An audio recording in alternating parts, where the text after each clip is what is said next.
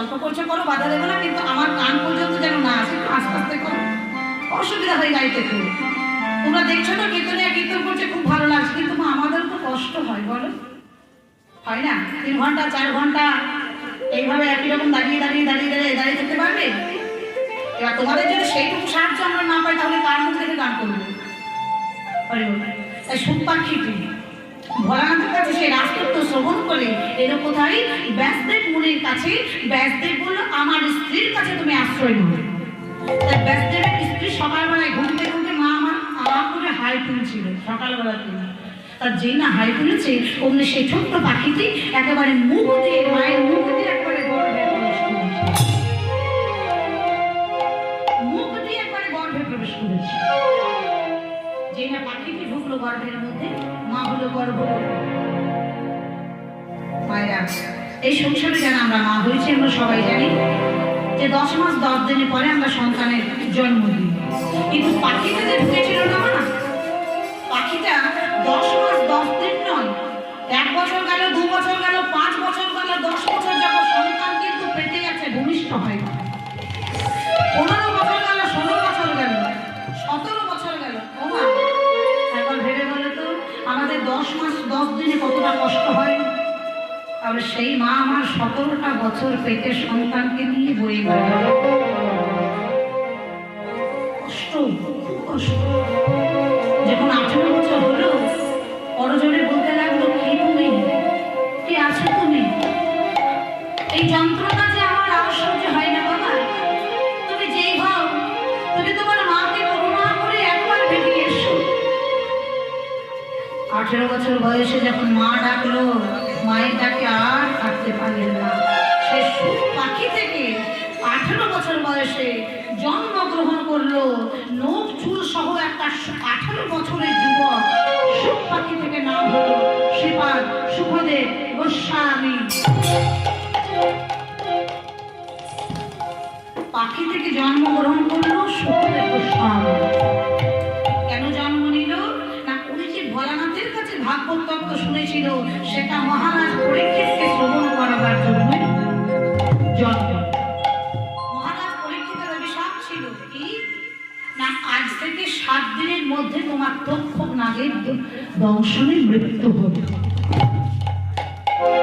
অভিশাপ দিয়েছিল কি শ্রমিক মুনির পুত্র সিংহী মুনি। কেন অভিশাপটা দিয়েছিল?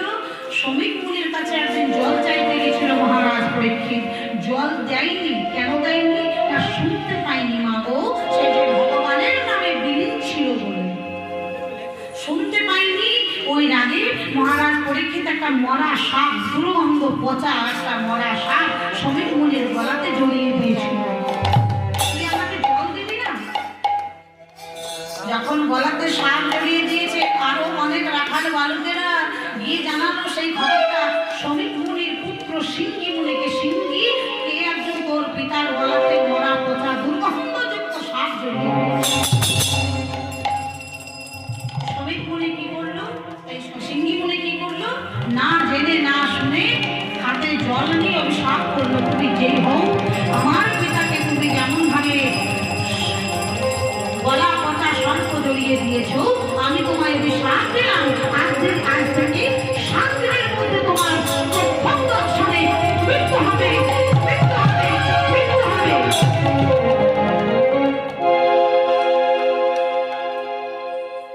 আজ থেকে 7 দিনের মধ্যে মৃত্যু হবে।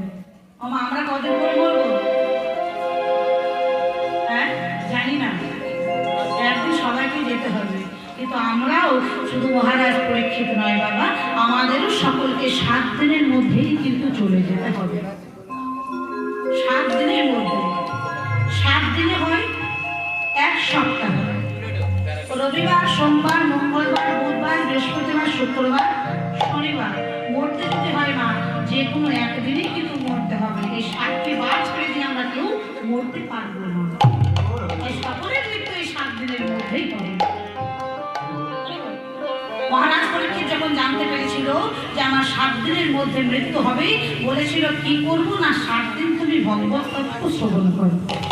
কে শোনাবে না, যে শোনাবে আজই হবে তার জন্ম।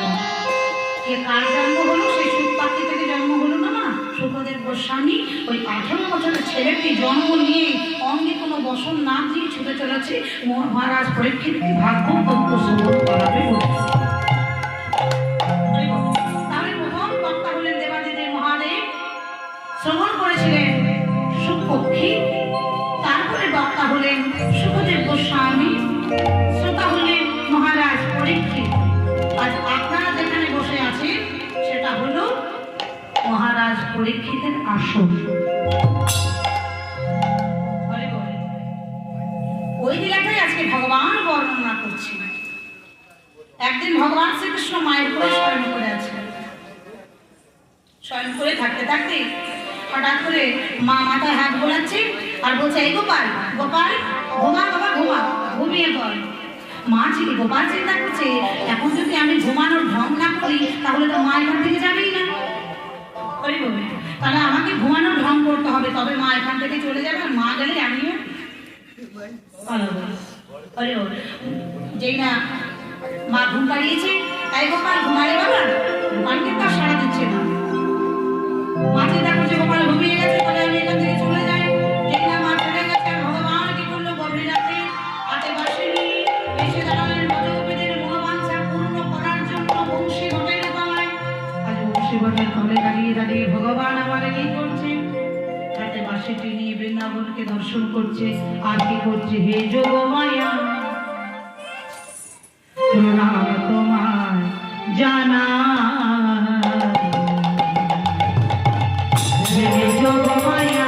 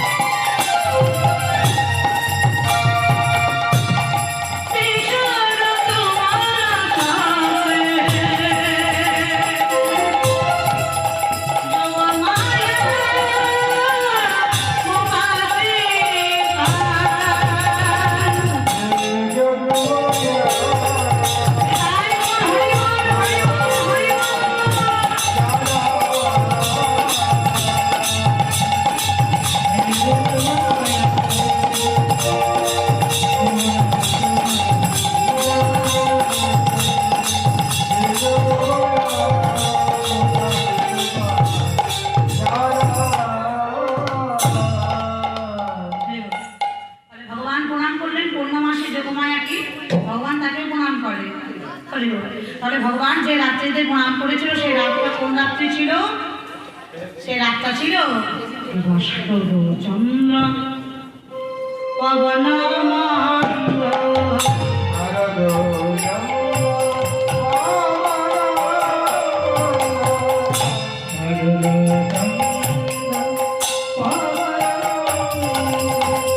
বিপিনে ভরল কুসুম গন্ধরে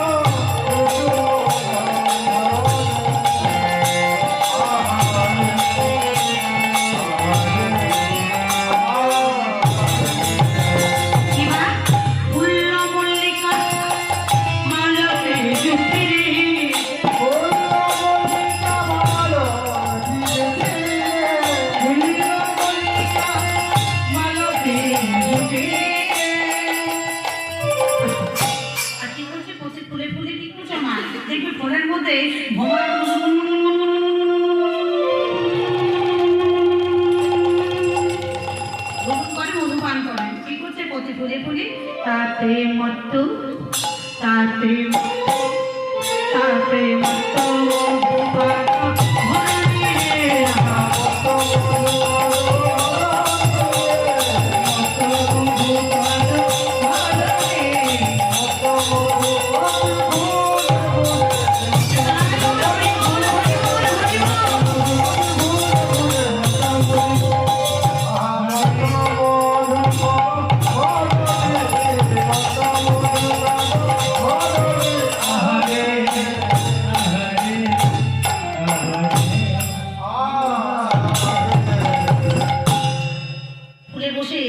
ভোমরা কি করে গুনগুন গুনগুন গুনগুন করে মধু পান করে। ওমা আজকে কিন্তু মধু পান করছে না, গুনগুন করছে ঠিক কথা, কিন্তু মধু পান করছে না। কেন না তারা জানে যে গোবিন্দ আজকে ব্রজগোপীদের মনোবাঞ্ছা পূর্ণ করবে, আজ ভগবান রাস করবে। তাই আজ প্রতি ফুলে ফুলে ভোমরা গুনগুন করে কি বলছে জানো? বলে দেখো যেন ফুল ঝরে যেও না,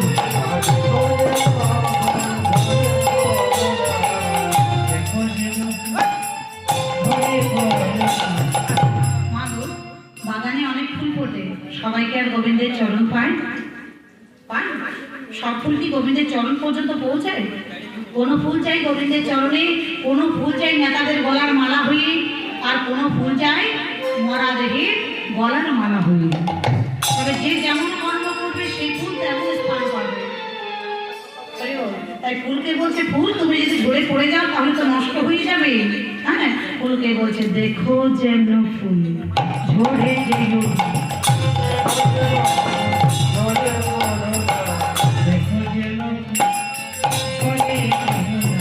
আমার গোবিন্দ সেবাই লাগবে বলে যেন ফুল ঝরে পড়ো।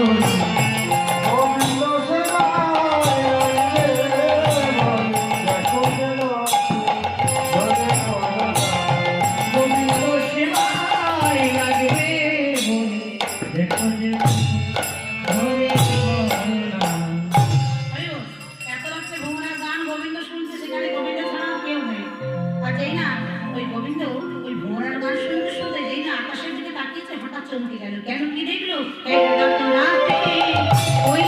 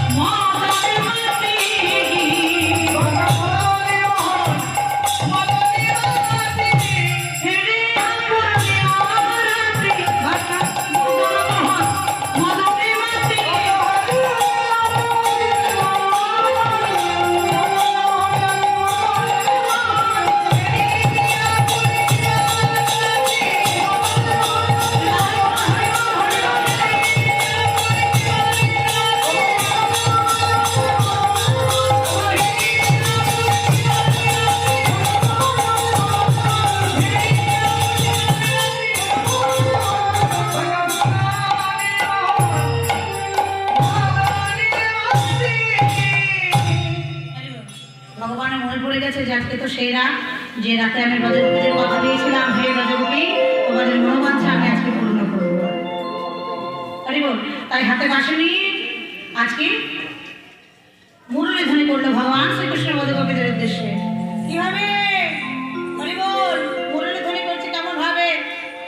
আজ মুরলী বাজিল বৃন্দাবনে,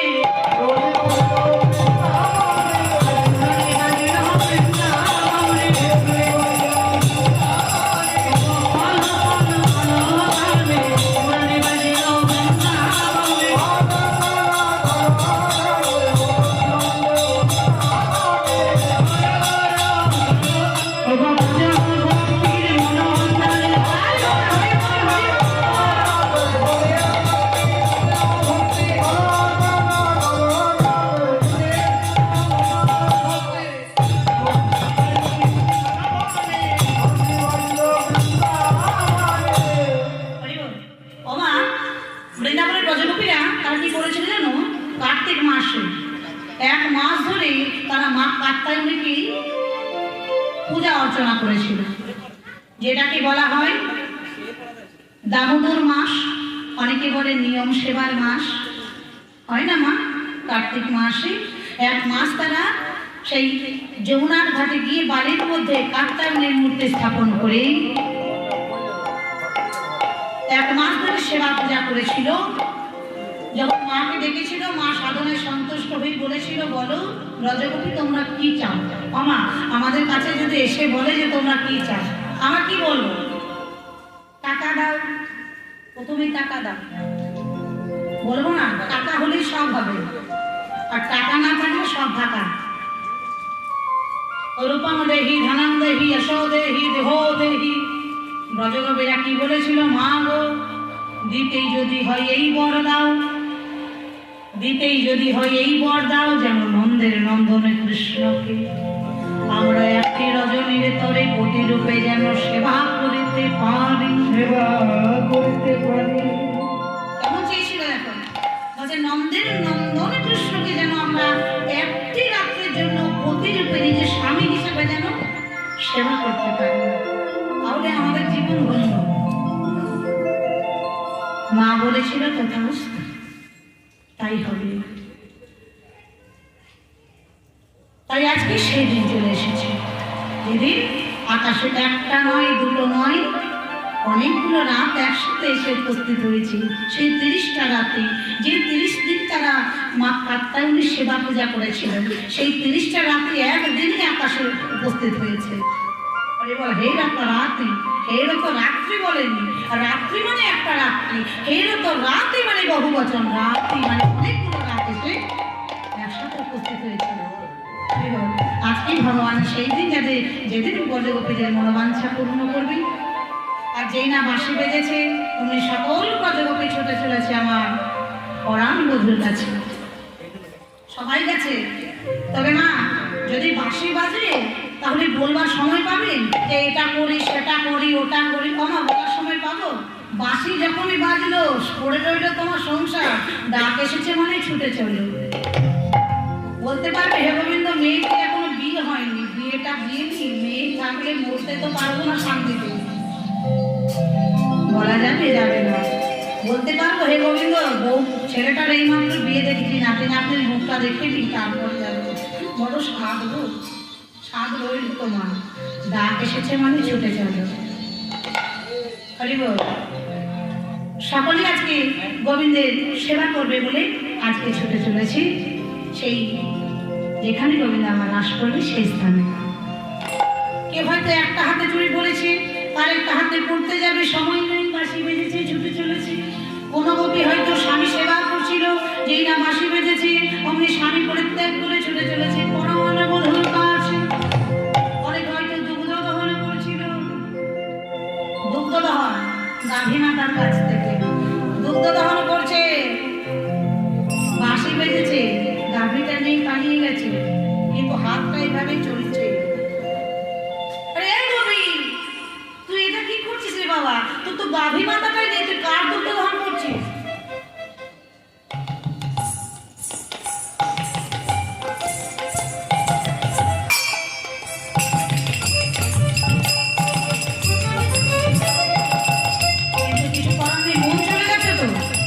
শরীর যাওয়া কি খুব জরুরি? মন গেলেই তো হবে। আমার যখন কোনো ভক্ত যদি গোবিন্দের সাথে মিলিত হয়, শরীরটা যায় না মনটা যায়? তোমার শরীর তোমার থাকবে, তোমার দেহের মধ্যে যে মনটা আছে সেটাই হলো ভগবান, সেটাই হলো গোবিন্দ। মনে রাখবে এই দেহটা যদি তোমার হবে, তাহলে যেদিন এই দেহ থেকে দেহিটা চলে যায়, তাহলে দেহটা কেন পড়ে থাকে নাকি? দেহটা যদি তোমার হবে, তাহলে যেদিন এই প্রাণবাহিটা উড়ে চলে যায়, সেদিন তুমি কেন আর কথা বলতে পারো না? তাহলে এই দেহটার মধ্যে যে দেহিটা আছে, অর্থাৎ মনটা আছে, এটাই ভগবান, এটাই ঈশ্বর, এটাই গোবিন্দ। এটা আমাদেরকে মানতে হবে। যখন সে চলে যায়, তোমার দেহ পড়ে রইল মাটিতে, আর কোনো দাম নেই। তারা সকলেই চলে চলেছে গোবিন্দের সেবা করবে বলে। কেমন ভাবে যাচ্ছে তারা? শিথিল ছন্দ লিপিক বন্ধ,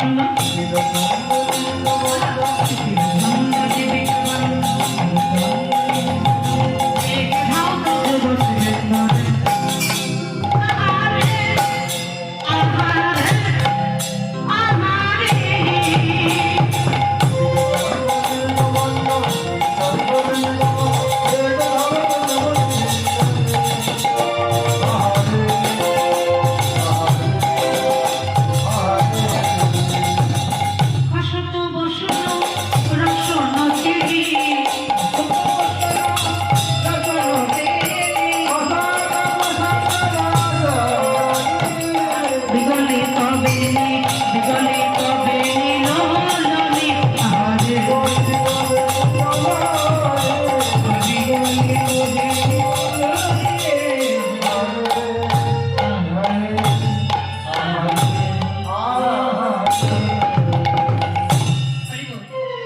যে যেমন ভাবে পাচ্ছে চলে চলেছে আবার কেমন ভাবে যাচ্ছে বৈষ্ণব পদকর্তা বলে দেখো দেখো তাকিয়ে দেখো তাতে হিবেই সখী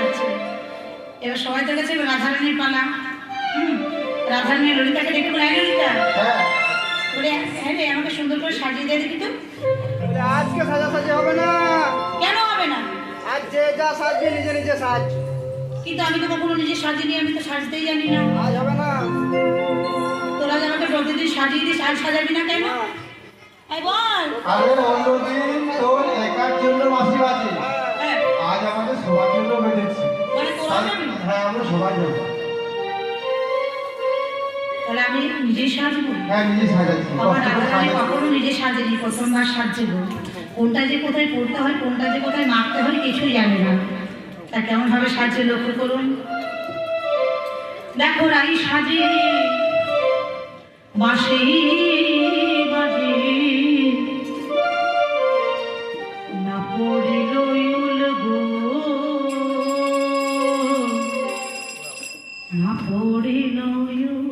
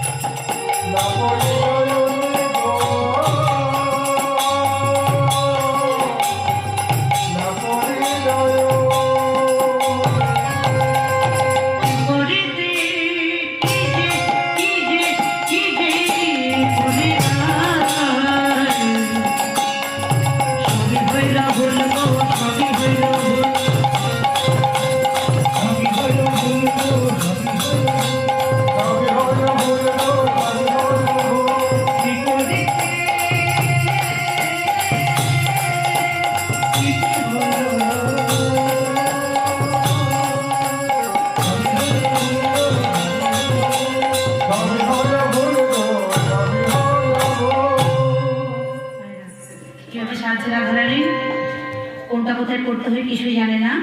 প্রথমবার সাজছে তো ভুল ত্রুটি হচ্ছে। কিভাবে ওরে তেনু পুরো দিল, ওরে তেনু পুরো দিল, কখন দিল পাইব, কখন দিল পাইব। ঘরে দিল পুরো দিল, কখনো দিল পাইব, কখনো দিল পাই।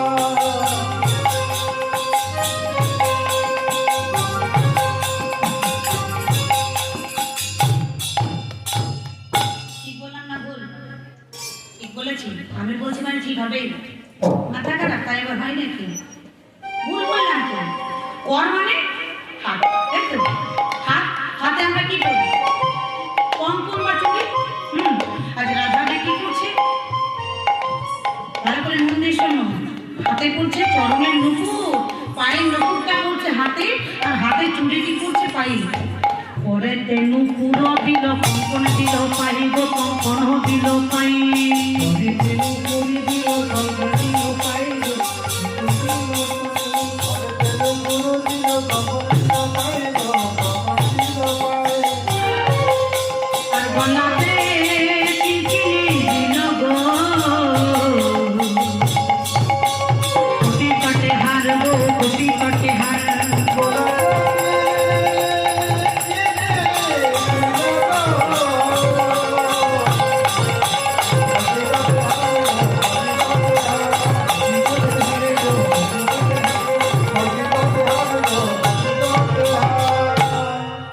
ওরে তেনু পুরো দিল, কঙ্কন দিল পাই। আর গলাতে কিনকিনি দিল, কোটি কাটে হার। আচ্ছা বলো, আস্তে আস্তে। আচ্ছা বলবা, গলাতে আমরা গলার মালা পরি বা হার পরি, আর কোমরে কি পরি?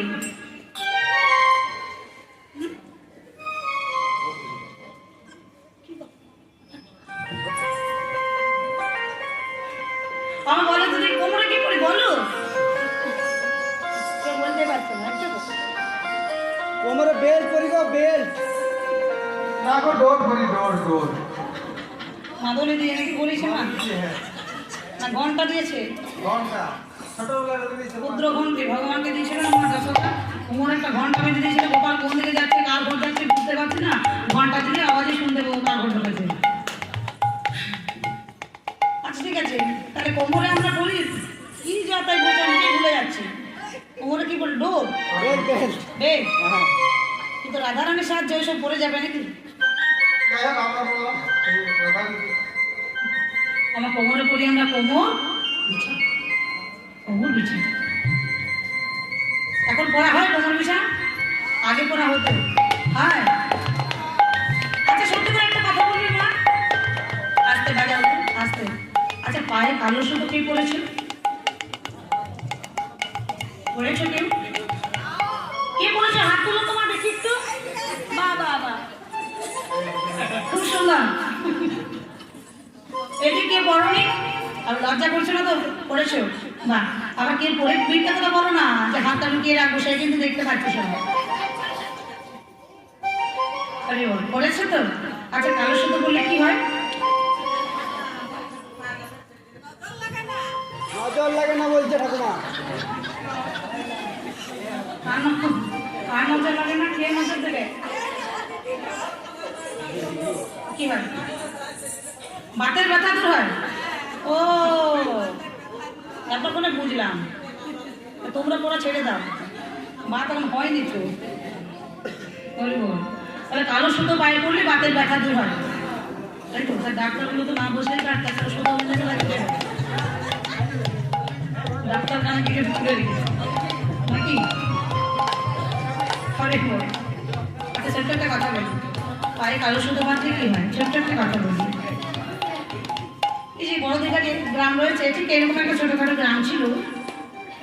এখনকার দিনে যেটা হয় আর কি, এখনকার ছেলে মেয়েরা বাবা মার পারমিশন নেয় না, যে নিজেরা ছেলে মেয়ে পছন্দ করে নেয় বিয়ে করার জন্য, তাই তো?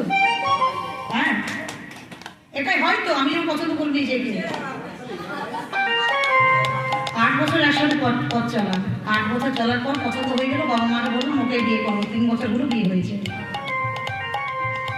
তেমনি সবার অধিকার আছে, কিন্তু যদি বাবা মা মেনে নেয় না সেটা কপালের দোষ। আরে বাবা, তা হয়েছেটা কি না, ওই ছোটখাটো একটা গ্রাম আছে, সেখানে একটা মেয়ে আছে, পাশের গ্রামে একটা ছেলে আছে, তারা দুজনকে পছন্দ করে। চিন্তা ভাবনা করেছে বিয়ে করবো, ভালো করে মন দিয়ে শুনবে, ভেবেছে বিয়ে করবো। তার বাবা মার অত্যাচারে ভালো করে দেখাশোনা করতে পারেন না, আর ফোনও করতে পারে না। একদিন হঠাৎ করে মেয়েটার বাবা মা বাইরে গেছে কোনো কাজে, বাবা মা বাইরে গেছে, তার ঘর থাকা, মেয়েটা একা আছে, সাথে আছে 80 বছরের একটা ঠাকুমা। ভালো করে শুনবে, ঠাকুমা আছে ঘরে, আর না তিনি। তা হয়েছেটা কি, মেয়েটা ফোন করেছে ছেলেটাকে, হ্যালো হ্যালো, ফোনটা তোলো। বলো বলো, ব্লুটুথ।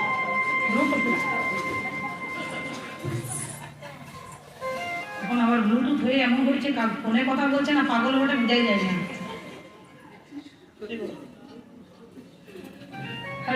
আচ্ছা বলছি কি, একটা কথা বলছিলাম। কি কথা? বলি বাবা আমার বাড়িতে নেই, আজকে একটু দেখা করলে হতো না? কখন? রাতের বেলায় আসবে। রাতের বেলা? ঠেঙা খাবে নাকি? ঠেঙা কে দেবে, বুড়িটা তো ঘুমাবে। আর যদি জেগে যায়? জাগবে না, আমি বলছি তো, ও ঠিক ঘুমাবে। তুমি আজকে রাতে আসবে দেখা করতে, আমি কিন্তু ঠাকুমার কাছে ঘুমাবো। আচ্ছা, তো জানবো কি করে কোনটা তুমি? ও, কোনটা আমি আর কোনটা ঠাকুমা? হ্যাঁ। শোনো, তবে বলে রাখি, আমি না পায়ে কালো সুতো বেঁধে থাকবো। আচ্ছা। হ্যাঁ, পায়ে আমি একটা কালো সুতো বাঁধবো, লাইটটা অফ থাকবে। আচ্ছা। তুমি অন্ধকারে এসে, আমি দরজা খোলা রাখবো, হ্যাঁ। তুমি অন্ধকারের মধ্যে হাত গোলাবে, যার পায়ে পাবে কালো সুতো তার পাটা ধরেই টানবে, বুঝেছো? তার পাটা ধরে টানবে। বেশ, এখন না তুমি খাওয়া দাওয়া করেছে, ঠাকুমা খাওয়া দাওয়া করেছে, পরে বল কালো সুতো বলেছে, দুজনে হাসি হচ্ছে না। পরে বল, তা খাওয়া দাওয়া করে না তিনি বসেছে, একটা এত মোটা কালো সুতো নেই, পায়ে বাঁধতে শুরু করেছে। ঠাকুমা 80 বছর বয়স হলো, অনেক বয়স হয়েছে, দেখছে তাকিয়ে তাকিয়ে। বলে কি হলো ঠাকুমা, তুমি ঘুমাও? বলে আমি তো ঘুমাবো, কিন্তু তুই পায়ে ওটা কি বাঁধছিস? ও, ওটা কালো সুতো। কালো সুতো? হ্যাঁ গো, ও না তিনি। বলে পায়ে কালো সুতো বাঁধলে কি হয়? মেয়েটা হয়েছে, এবার কি বলবো? বলছে ও ঠাকুমা, পায়ে কালো সুতো বাঁধলে বাতের ব্যথা দূর হয়। বাতের ব্যথা দূর হয়? হ্যাঁ। তোর আবার বাত হলো কখন? তোর তো বাত নেই, বাত তো আমার আছে। বলছে বাত নেই, কিন্তু আমার পায়ে বড় ব্যথা করছে, আজকের দিনটা ওই জন্য পায়ে বাঁধছি। বলছে হ্যাঁ গো না তুমি, কালো পায়ে সুতো বাঁধলে যদি পায়ে যদি কালো সুতো বাঁধলে বাতের ব্যথা দূর হয়, তবে 10 বছর হলো বাতের ব্যথায় ভোগ করছি, কোনোদিনও বলিস নি যে? কোনোদিনে বলিস নি এত কষ্ট করে ঘুমাতে পারি না রাতে দেখাতে? দে আমাকে, দে আমি বাঁধি। মেয়েটা চিন্তা করছে, সর্বনাশ, ঠাকুমা যদি বাঁধি আর ছেলেটা এসে তো ঠাকুমাকেই বাঁধে।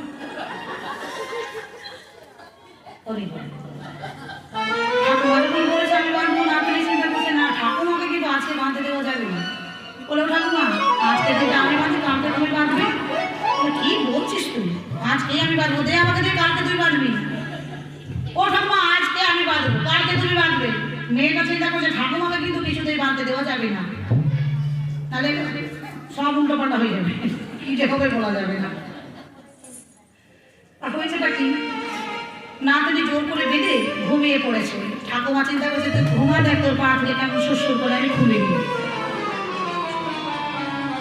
না তিনি এখন কালো সুতো পায়ে বেঁধে ঘুমিয়ে পড়েছে। না তিনি ঘুমানো কি হবে, ঠাকুমা তো ঘুমায়নি। ঠাকুমা চিন্তা করছে কতক্ষণে খুলে, আগে আমি করি। ঘুমিয়ে গেছে না তিনি, ঠাকুমা তাড়াতাড়ি করে ওই নাতনের পা থেকে কালো সুতোটা সুর করে খুলে দেখ বেঁধে নিয়েছি। আর ঠাকুমা কিন্তু একা, দাদুটা কিন্তু নেই, দাদুটা তার আগে ঘুরে গোল হয়ে গেছে। বেঁধে এখন ঠাকুমা ঘুমাচ্ছে। আর সেই সময় রাত 12টা 12:30টার সময় ছেলেটা এসেছে, যেখানে বাজার হয় সেখানে সন্ধ্যে হয়। এসে লাইট অফ, অন্ধকার, পা গুলো না হাত ঘোরাচ্ছে, যার পায়ে কত কালো সুতো তার পা ধরে আনবো। এখন হাত ধরেছে ঠাকুমার পায়ে, ছেলে ভাবছে এটাই আমার সেটা, তাই কোনো চিন্তা ভাবনা না করে পাটা ধরে টেনেছে। টেনেছে, ঠাকুমা উঠে বসে দিয়েছে, তারপরে ফিরে উঠে বসেছে। এবার ছেলেটা বলছে, হ্যাঁ গো, পায়ে যে কালো সুতো বলে ঘুমাচ্ছ, তুমি জানো না আমি আসবো? বুড়ি বলছে, জানবো কি করে? বুড়ি বলছে, জানবো কি করে? আজকে 1 বছর 2 বছর হলো গো, আজ 20 বছর আগে আমাকে ছেড়ে চলে গেছো। আর এই যে কালো সুতো বাঁধলে তুমি যে একদিনই ফিরে আসবে আমার কাছে, সেটা তো আগে আমি জানতাম না। ঠাকুর মনে করছে দাদু এসেছে। ঠাকুমা ভাবছে কালো সুতো বেঁধেছি বলে দাদু ফিরে এসেছে।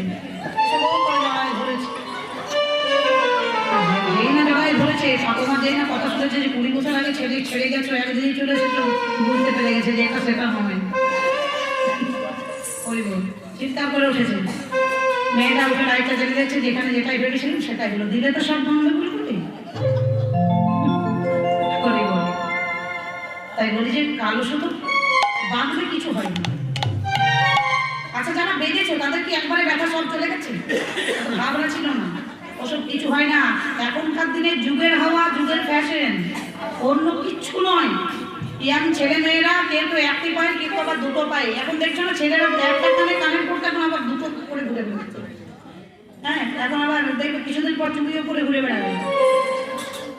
যুগের হাওয়া, যুগের হাওয়া, অন্য কিছু না। তার রাধারানী কি করছে? হাতে পড়েছে নুপুর, পায়ে পড়েছে চুড়ি, গলায় পড়েছে কোমর পেঁচা, আর কোমরে পড়েছে গলার হার। আর কি করেছে? মুকুড়িয়া চুড়ি রাই বাঁধে কে শোভার গো, বাঁধে কে শোভার, বাঁধে কে শোভার, মুকুড়িয়া চুড়ি রাই বাঁধে কে শোভার গো, বাঁধে কে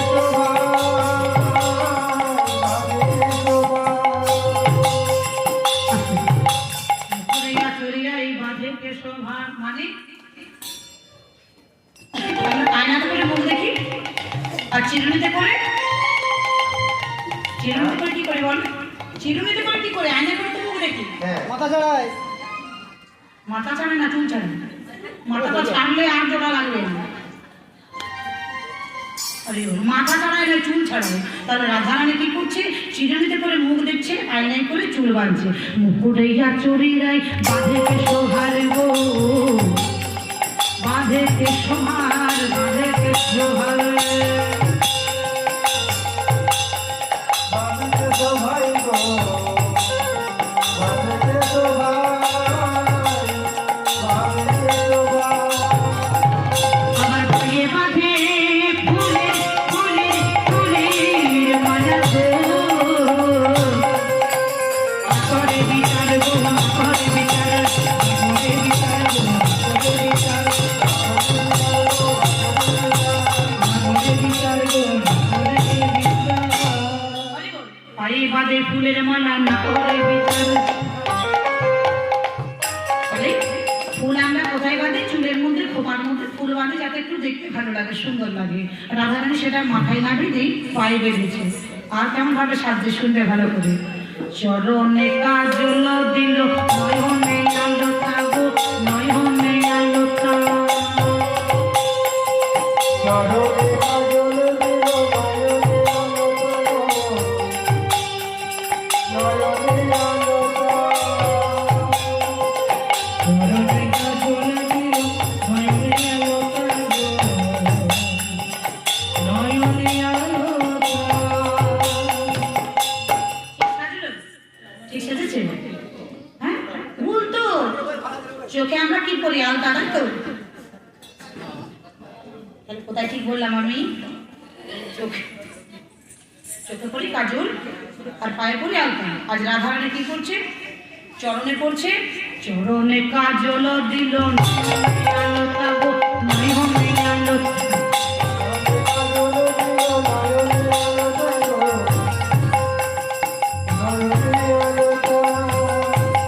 আবার হিয়া রমা ধারি দিল গো,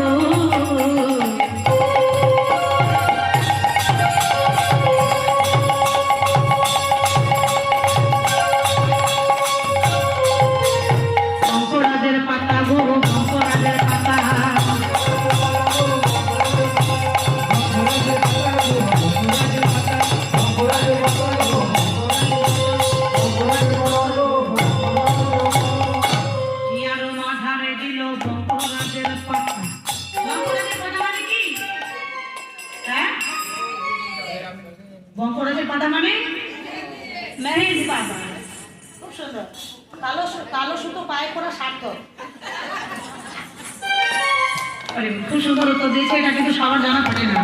মা আমার খুব ভালো উত্তর দিয়েছে, ভালো লাগলো। তাহলে বঙ্করাজের পাতা মানে হচ্ছে মেহেন্দি পাতা। কোথায় করতে হবে? হাতে পায়ে। আর রাধারানী কোথায় করেছে? রিয়া মাঝারে দিরব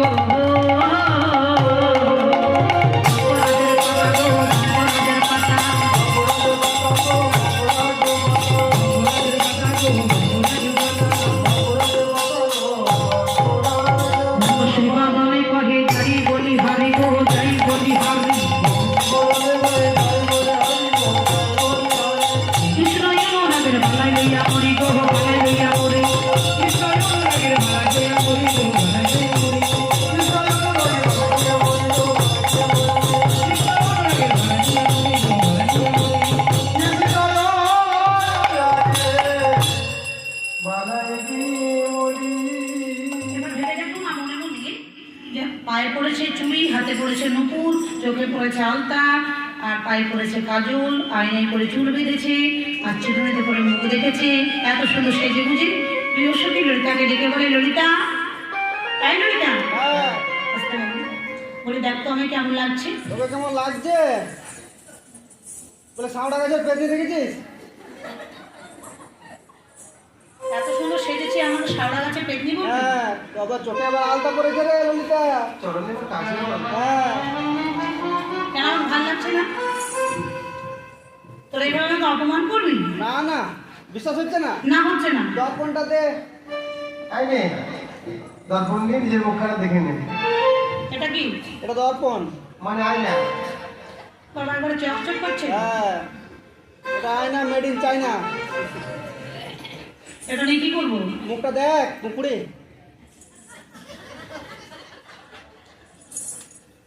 দাঁড়া দেখাচ্ছি মজা।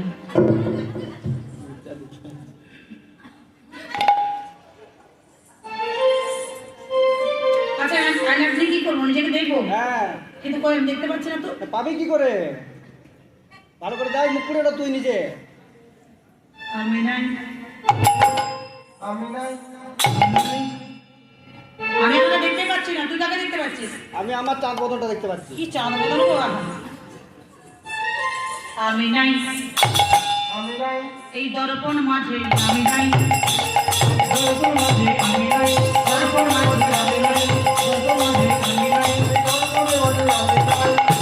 তাকিয়ে দেখ ললিতা, দাঁড়িয়ে আছে, দাঁড়িয়ে আছে, দাঁড়িয়ে আছে, পরাণ বধূ দাঁড়িয়ে আছে, পরাণ বধূ দাঁড়িয়ে আছে, অধরে মুরলি নিয়ে পরাণ বধূ দাঁড়িয়ে আছে,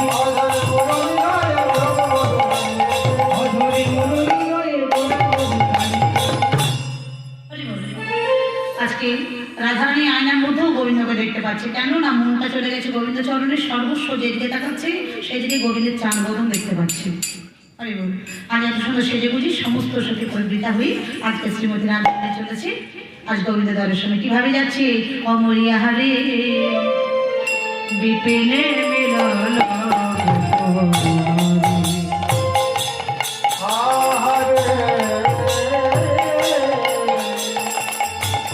Hey,